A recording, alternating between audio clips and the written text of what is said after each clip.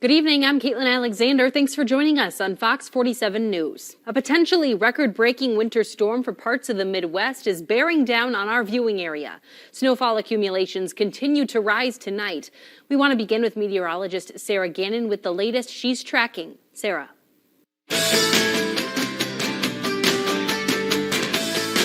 Hey there, Caitlin. Snow continues to come down at this hour for many locations, but we'll look to see maybe a brief break and then additional snowfall on the way for later on overnight. But roads still very tough out there this evening. Notice a lot of pinks here in southeast Minnesota.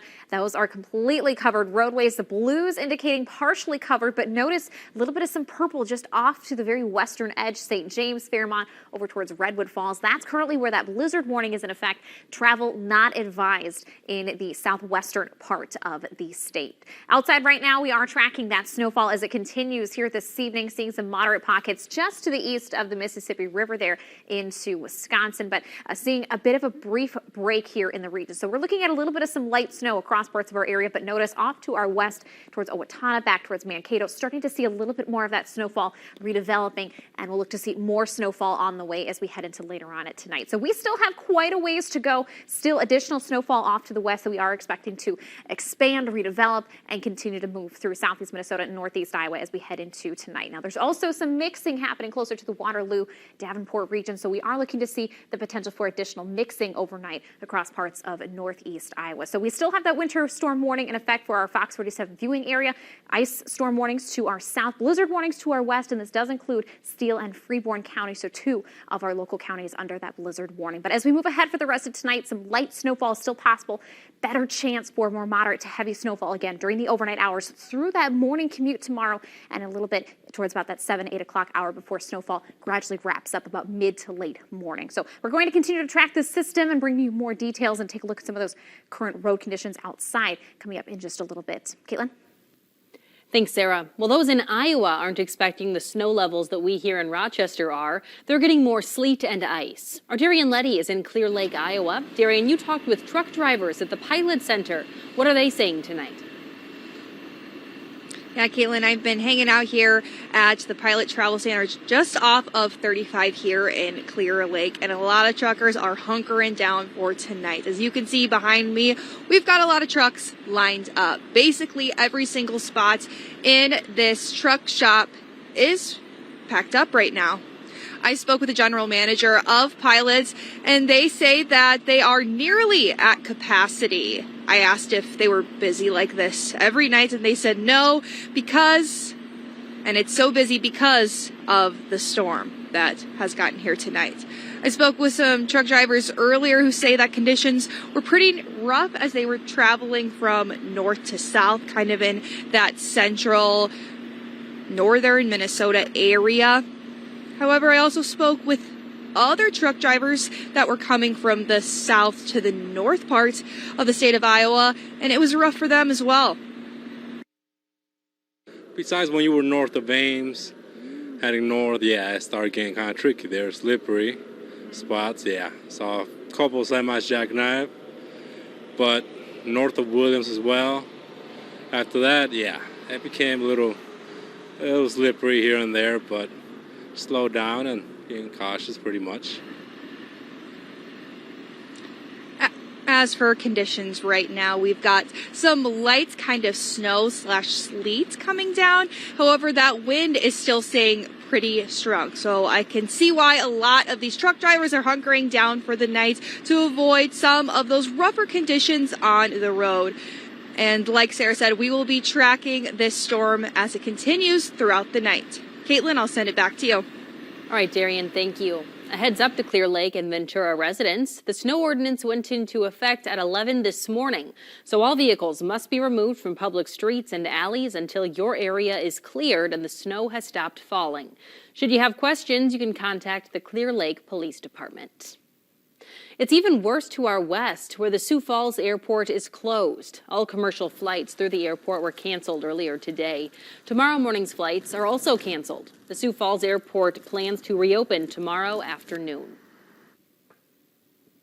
We'd like to head out now to Austin to check in with our Noah Kaplan. He is live in Austin, and again, it's been snowy there too for you tonight. It sure has, Caitlin. And I think the big question a lot of people in this area have is, will the interstate I-90, which runs right through Austin, will it close in this part of the state? Well, as of earlier this afternoon, District 7 in Minnesota, which is all the way out to the southwest, MnDOT announced the full closure of I-90, and in speaking with Mower County Sheriff Steve Sandvik, he expects I-90 to close west of I-35, so in that Albert Lee region as well. According to 511, the roads are lightly covered in this area, and when going about the town, there weren't that many people out and about. A lot of snow on the roads, it's tough driving out here, but the expectation is that west of I-35, I-90 will be shut down. It's a little bit better when you get out into the county and the winds are blowing. The conditions change very rapidly, and as this storm continues to move in, we are concerned that people will decide to take unnecessary travel. And it's not just those interstates, those big roads that people are talking about here. It's also those county roads. We spoke to a lot of people who are staying the night at the hotel.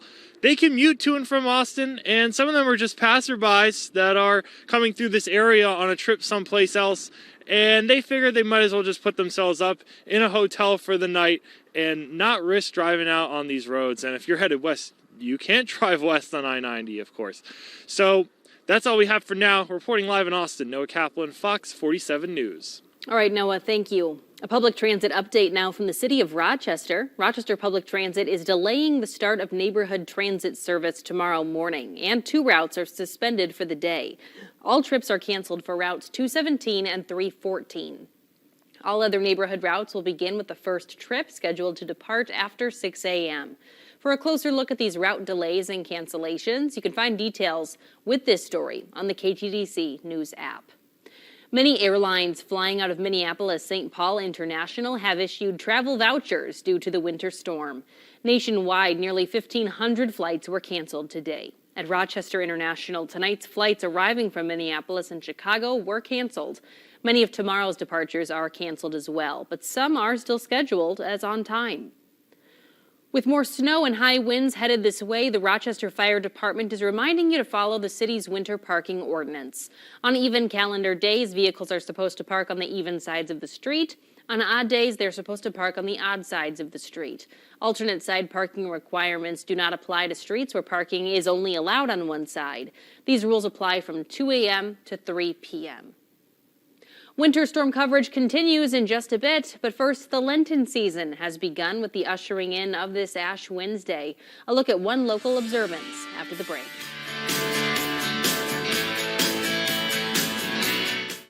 Welcome to Riverbend today.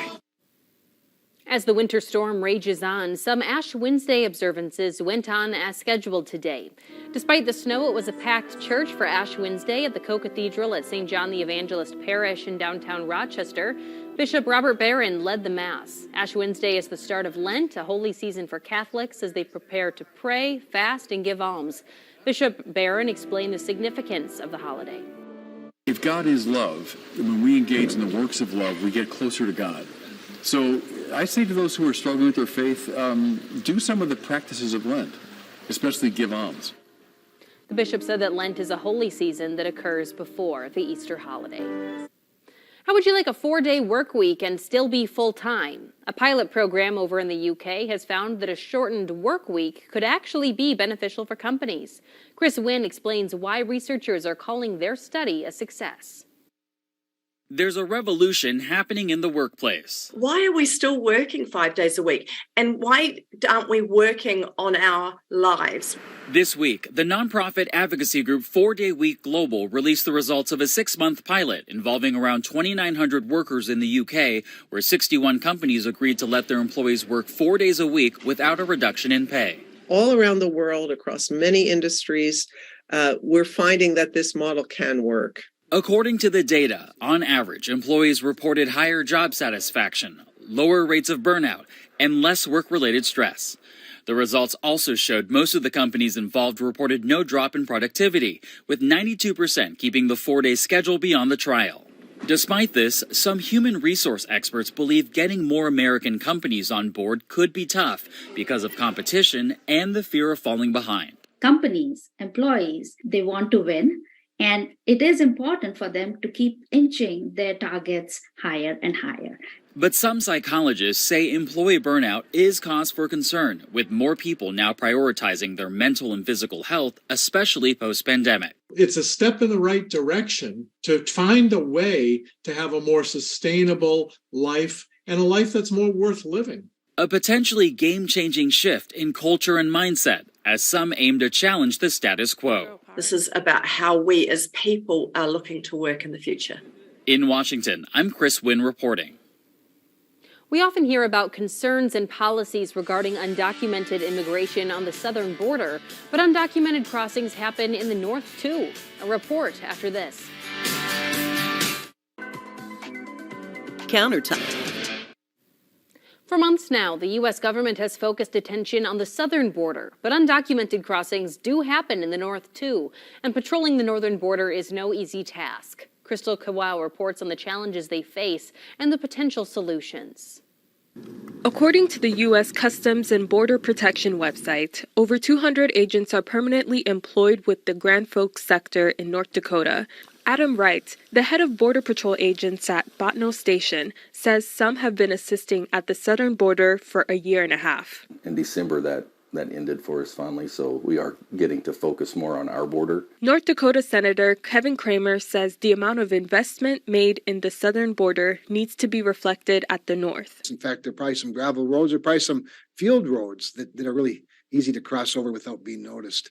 Wright says the patrol needs more than just agents and facilities. We need more asylum officers, we need more immigration judges. When an illegal immigrant is found, what happens next is determined on a case-by-case basis. They are either deported, get placed in a facility, or granted asylum. Kramer says securing the border with only people is impossible. The Customs and Border Protection flies unmanned aerial vehicles out of the Grand Forks Air Force Base to patrol hundreds of miles of the northern border. He says he's advocating for more funding at its fullest extent. Most of the undocumented crossings to Minnesota happen in the northwestern part of the state, where there are no rivers or lakes blocking the border. Last year, a family of 4 from India died while attempting to walk from Manitoba to Minnesota in blizzard conditions.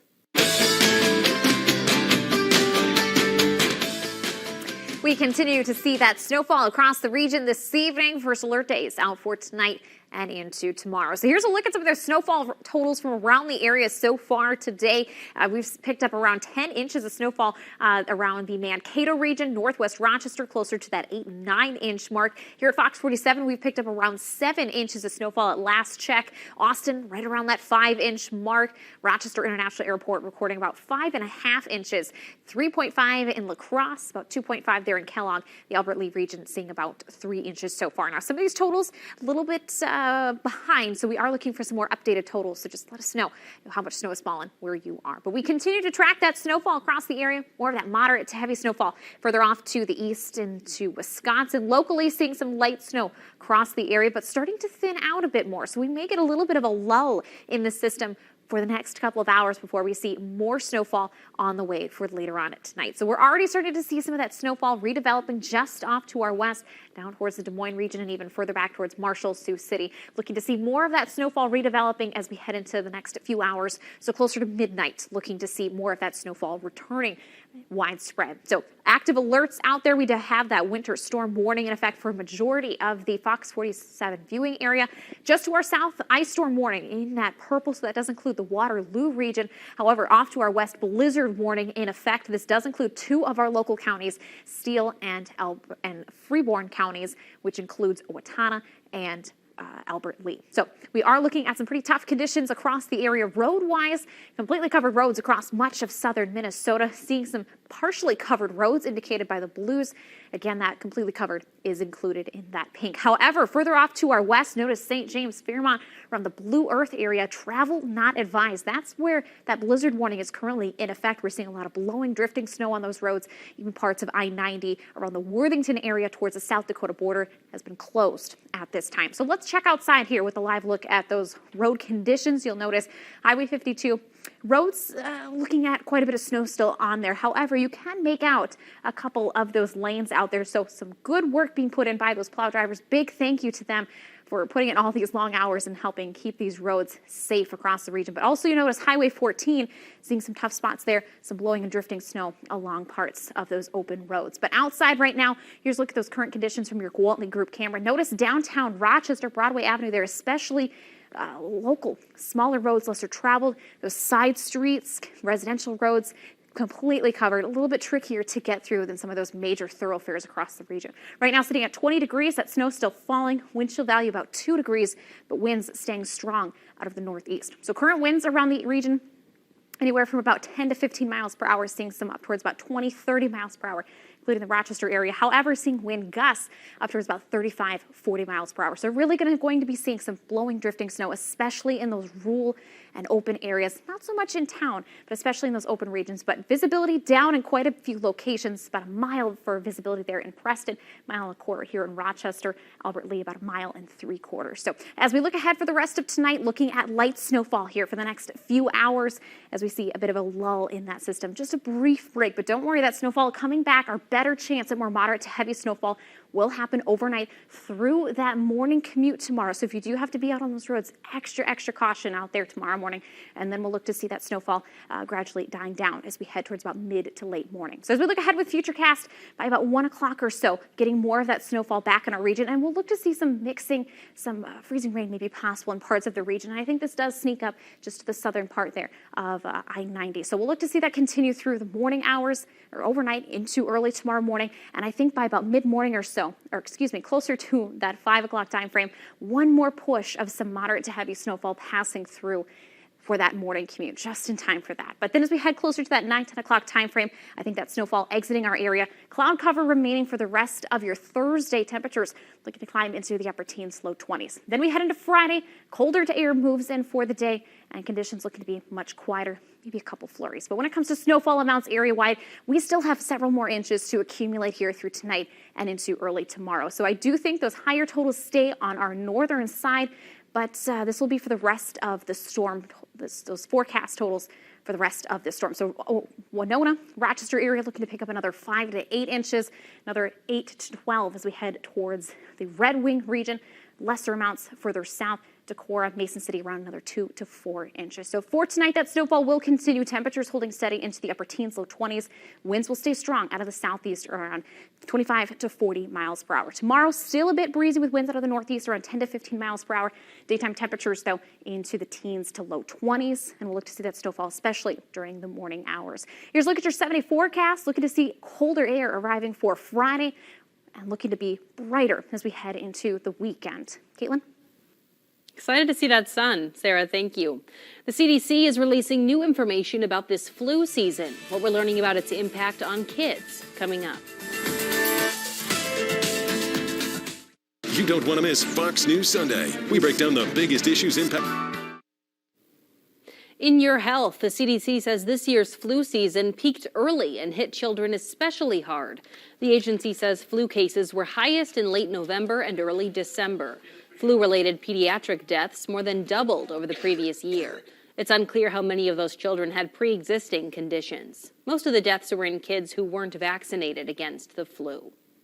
Many Americans are not comfortable with artificial intelligence for healthcare. The Pew Research Center found a majority of people don't want AI to be used for surgery or diagnose disease and recommend treatment. But people were more comfortable with using AI to detect skin cancer to improve the accuracy of the diagnosis. Some respondents also think AI could reduce racial bias in healthcare. The FDA is fining 4 e-cigarette makers. The agency says the companies didn't get proper authorization to sell their products in the U.S., and they say the companies didn't take their products off the market even after they were warned. This is the first time the FDA has filed a civil money penalty against e-cig makers. They have 30 days to appeal the fines. Now we're going to check back in with meteorologist Sarah Gannon for a look at today's almanac. Hey there, Caitlin. Here's a look at our almanac for today. That snowfall continuing to fall out there, but our high temperature today was 20 degrees and our low was 17. So our high temperature today, about 9 degrees below average. And so far we picked up just over about 5 inches of snowfall at the Rochester International Airport. So we have more snowfall on the way for tonight and into your Thursday morning. We'll take a look at that full forecast and those details coming up here in your next half hour. Stay with us. We all know that Union. Positively Fox 47, your first local late news. Fox 47 News at 9 continues now. The Supreme Court looking closely at the protections for American tech giants, plus gearing up for a fun and icy weekend in downtown Rochester. But first, it's a winter storm, possibly for the record books in some parts of the Midwest. Our meteorologists are tracking the latest. Welcome back to Fox 47 News. I'm Caitlin Alexander. Thanks for sticking with us.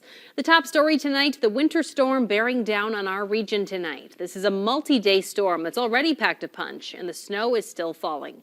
Meteorologist Sarah Gannon is live in the studio tonight with the latest. Sarah. Hey there, Caitlin. That is correct. That snow still continuing to fall here this evening. We may see just a brief break, but we are looking to track more snowfall overnight and into Thursday morning, and some heavy snow possible at times. But those roads are still messy out there, especially when it comes to those lesser traveled roads in town, residential areas, and side streets, things like that. But as we look at our winter road conditions, our main highways and interstates, most roads here in southeast Minnesota completely covered, so indicated by that pink color. Now we're also seeing, especially in North Iowa, some partially covered roadways, so slightly better. However, I would like to point out some of those roads, especially in western Minnesota towards St. James, Redwood Falls, Fairmont area. Those roads deemed travel not advised. Parts of I-90 even closed towards the Blue Earth area, Worthington, and to the west towards the South Dakota border. That stretch of road is closed at this time. So that is where that blizzard warning currently is set up. But outside, as we check in with your satellite and radar, some light snow falling here across southeast Minnesota and northeast Iowa. The heaviest now just across the river into Wisconsin, but we are looking to see a bit more snowfall redevelop. So right now, as we see maybe a brief lull in that system, we are expecting more snow to redevelop, especially off to our west. So starting to see a little bit more of that snowfall just to our western edge there into western Minnesota. So we'll look to see more of that moving through the area as we head into the overnight hours, closer to about that midnight time frame. So winter storm warning still in place for much of the Fox 47 viewing area. That will continue through tomorrow at noon. Just to our south, ice storm warning. That does include Waterloo and off to our west. Blizzard warning. This includes a large chunk of southwestern Minnesota. And this does include 2 of our local counties, Steele and Freeborn counties, that again going until tomorrow. So we are looking at more light snow on the way through the next few hours. And then I do think we see a better chance, our best chance at seeing more moderate to heavy snowfall during the overnight hours, and especially during that morning commute tomorrow. So if you do have to head out on those roads, plan for some extra caution and just be very careful out there on those roads tomorrow morning. So we will look to see that snowfall tapering off as we head closer to about that 9, 10 o'clock time frame. So we are tracking more of that snowfall on the way. We'll break down more of those details here with the system and check out some of those snowfall amounts so far. Coming up in just a few minutes. Caitlin. Thanks, Sarah. Rochester Public Schools will be closed for tomorrow. That's Thursday. That announcement coming just earlier this evening from district officials. School-age childcare will be open 8:30 a.m. to 4 p.m. at Northrop Education Center. No dinner meals will be provided. All high school after-school athletic and activities and practices and performances, also games, will continue to be evaluated, and a final decision will be made by noon Thursday. A public transit update from the city of Rochester. Rochester Public Transit is delaying the start of neighborhood transit service tomorrow morning, and 2 routes are suspended for the day. All trips are canceled for routes 217 and 314. All other neighborhood routes will begin with the first trip scheduled to depart after 6 a.m. For a closer look at these route delays and cancellations, you can find details with this story on the KTTC News app. Many airlines flying out of Minneapolis-St. Paul International have issued travel vouchers due to the winter storm. Nationwide, nearly 1,500 flights were canceled today. At Rochester International, tonight's flights arriving from Minneapolis and Chicago were canceled. Many of tomorrow's departures are also canceled, but some are still scheduled as on time. With more snow and high winds headed this way, the Rochester Fire Department is reminding you to follow the city's winter parking ordinance. On even calendar days, vehicles are supposed to park on the even sides of the street. On odd days, they're supposed to park on the odd sides of the street. Alternate side parking requirements do not apply to streets where parking is only allowed on one side. These rules apply from 2 a.m. to 3 p.m. A bill to restore voting rights to some Minnesota felons is now awaiting Governor Tim Walz's signature. The state Senate approved the plan yesterday. It had already passed to the House. Under the bill, felons would have their voting rights restored as soon as they get out of prison. DFLers behind the measure say it will help former inmates reintegrate into society. Republicans who oppose the bill say it's soft on crime. For a second day in a row, the Supreme Court took aim at the protections for American tech giants. Yesterday it was Google, today it was Twitter's turn. KGTC Washington News Bureau reporter Peter Zampa has the story. Well, I was inside the courtroom where the 9 justices took aim at Twitter for nearly 3 hours. The oral arguments centering around the extent to which companies like Twitter can be held accountable when terrorists use their platform.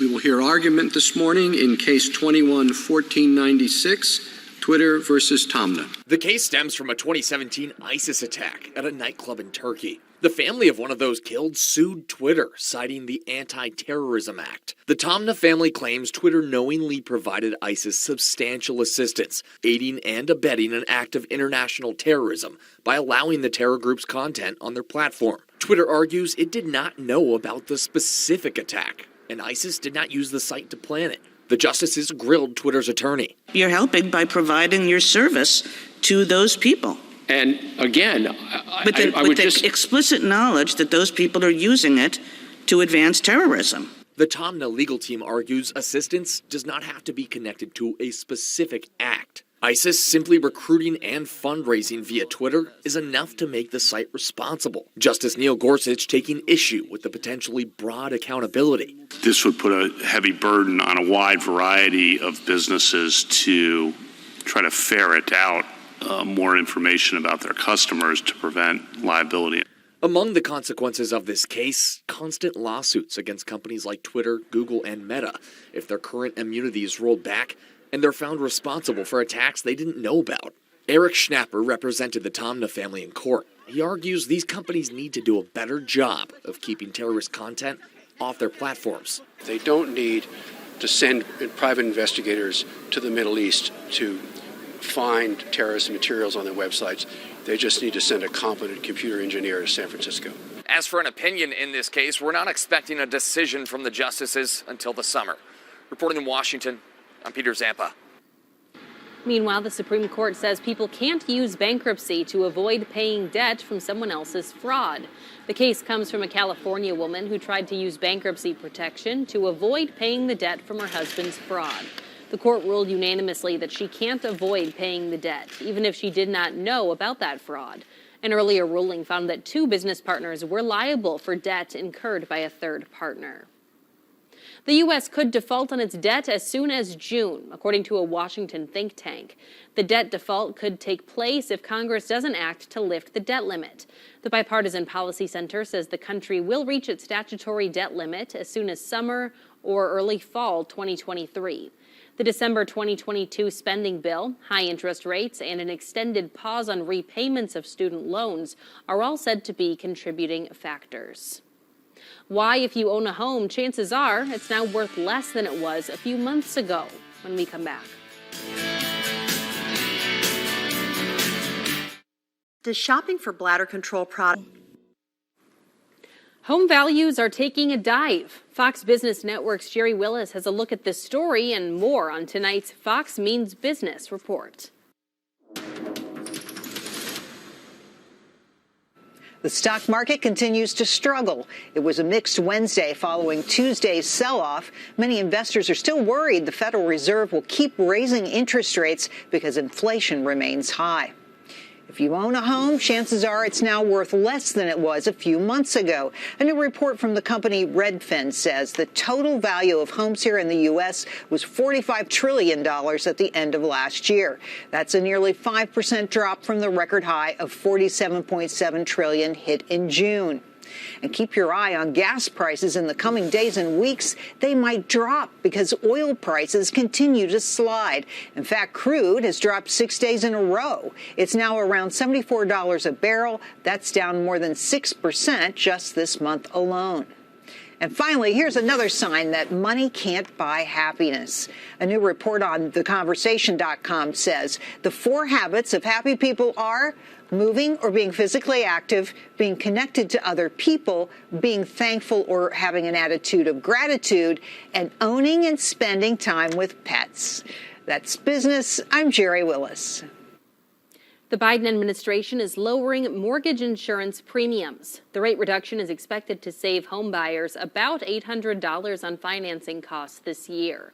The change will only impact loans insured by the Federal Housing Administration. Those types of loans are mostly used by low and middle income buyers who can't afford to make a 10% down payment. Video game companies are looking at cutbacks as consumers are spending less. Analysts say gamers are steering toward major franchises rather than new titles. So publishers canceling some new games. A Wall Street Journal report says Ubisoft Entertainment has canceled 3 games in recent weeks, and Electronic Arts has stopped production on some of its biggest games.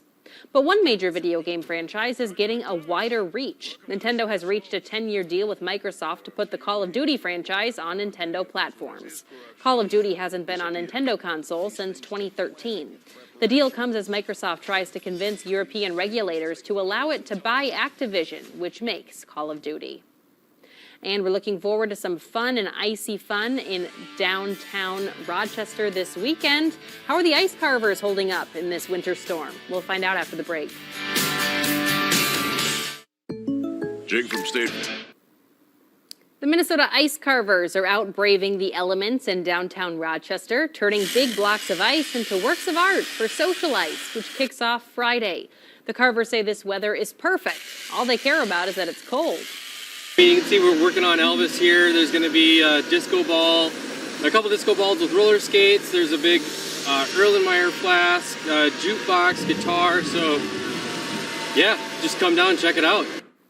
The ice carvers will be working into the night for the next couple days. They tell us however long it takes, they're going to be out there. They have until noon Friday to get it all done. Social Ice kicks off at 4 on Friday. And by the way, KGTC will be broadcasting live, so be sure to stop down and say hi on Friday evening. Looking forward to that, Sarah.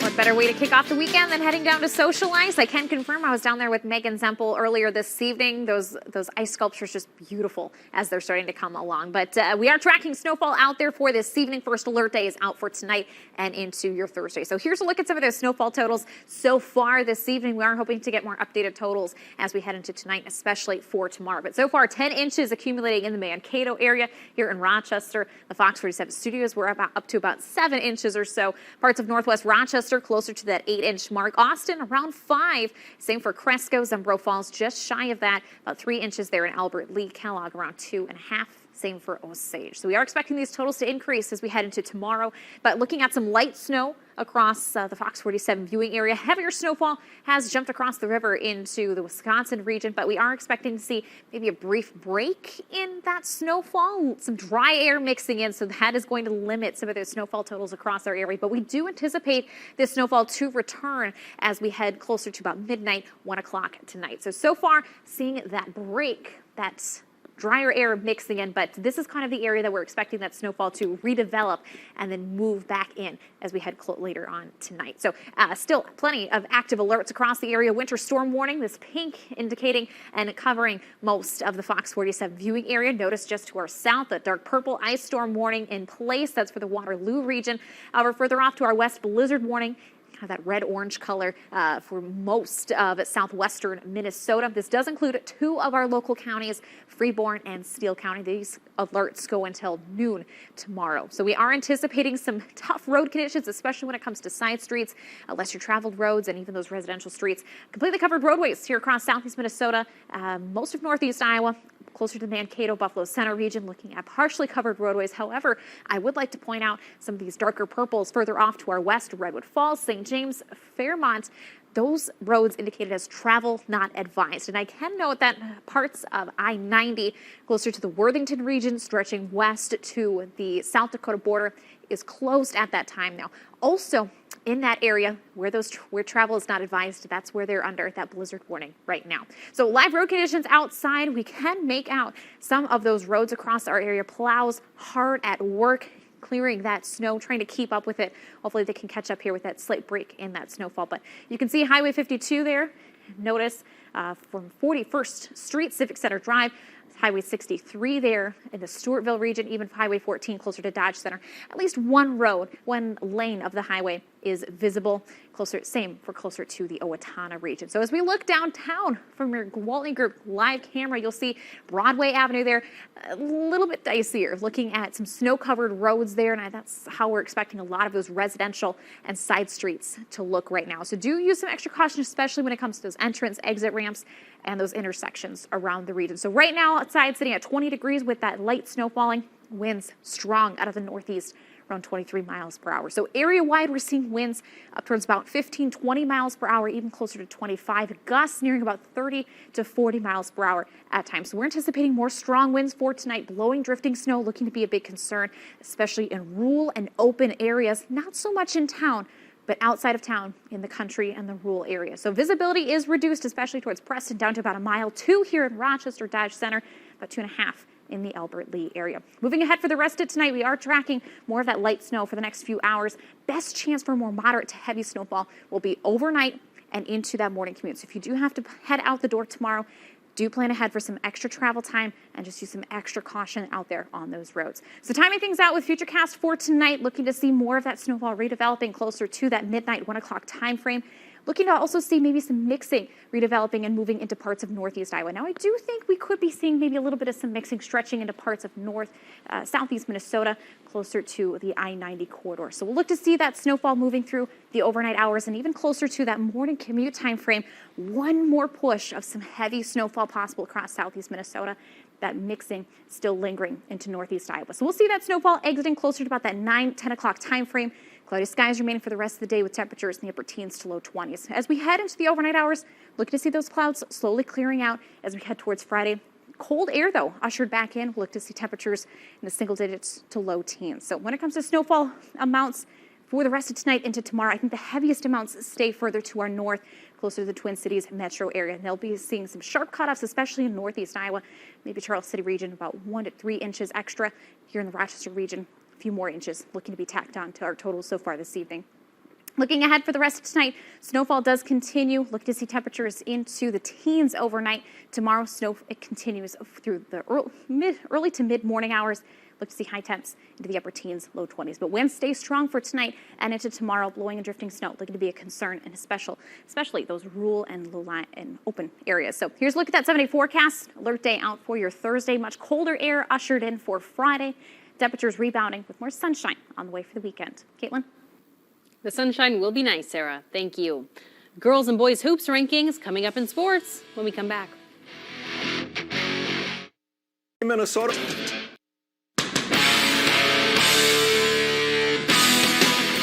Playoffs for high school hoops have officially arrived. The girls begin the playoffs tomorrow, or at least hope to start tomorrow. With the weather, we'll see. With that being said, let's take a look at this week's high school hoops rankings heading into postseason play. In Class 1A, Hayfield and Grand Meadow both move up again in the rankings. The Vikings are number 4 in the state, while the Superlarks are at number 7. In the Section 1A tournament, Hayfield is the number 1 seed, while Grand Meadow is the 2 seed. In Class 2A, Goodhue moves up a spot to number 3 in the state, while Leward remains the 7th ranked team. And Caledonia has moved up a couple spots to 12. That is your 1, 2, and 3 seeds, respectively, in that order. Again, 1A and 2A playoffs are set to begin tomorrow night. In Class 3A, the Stewartville Tigers continue to be ranked number 4 in the state. Red Wings sits at 16, while Austin comes in at 19 this week. In 4A, the Mayo Spartans continue their impressive season as the only local team ranked. They're at 17. The playoffs for girls 3A and 4A start next Wednesday. To the boys' side we go now. Last week of regular season play for 1A and 2A, we have a new number 1 in the state as the Goodhue Wildcats have jumped all the way up to number 1 in the state at 21-3 on the season. They're followed by Spring Grove at 7, Hayfield at 8, and Lyle Pacelli at 9. In 2A, the Lake City Tigers remain at number 2 in the state, while Plainview Elgin Millville jumps up a spot to number 11 in the state. Section 1 Single A and 2A playoffs for the boys start next Thursday after Tuesday's play-in games. In Class 3A, Stewartville sits all alone. The Tigers are ranked 11 in the state this week. Playoffs for 3A and 4A boys start March 7th. And lastly, to the ice we go, where the Albert Lee Tigers girls hockey team were absolutely crushed in the state quarterfinals at the XL Energy Center.